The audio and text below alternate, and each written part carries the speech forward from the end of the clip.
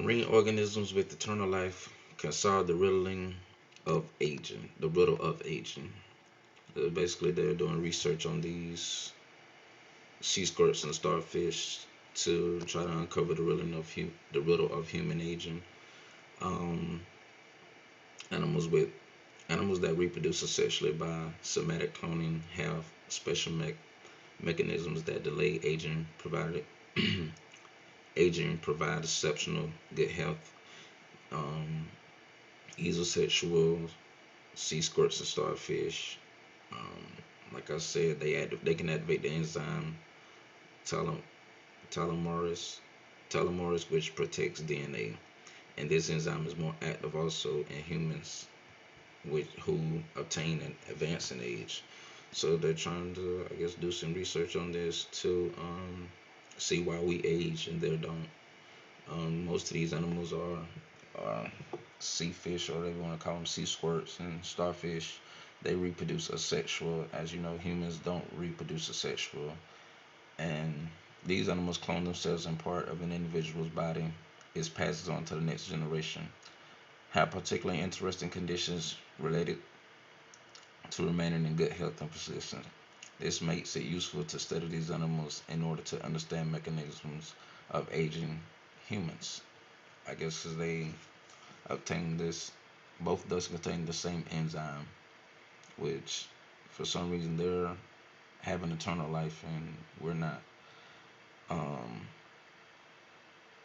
some of these animals and plants reproduce asexually, can in principle achieve essential eternal life.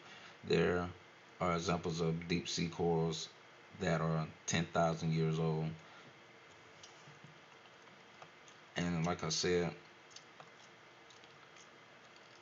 the researcher decided to study sea squirts and starfish, which are because these species genes resemble closely to those of humans and they contain the inside telomeres. And she goes on to say, my research has shown that sea squirts rejuvenate themselves by activating the enzymes telomeres and in this way extending their chromosomes and protecting their DNA. They also have a special ability to discard junk from the cells.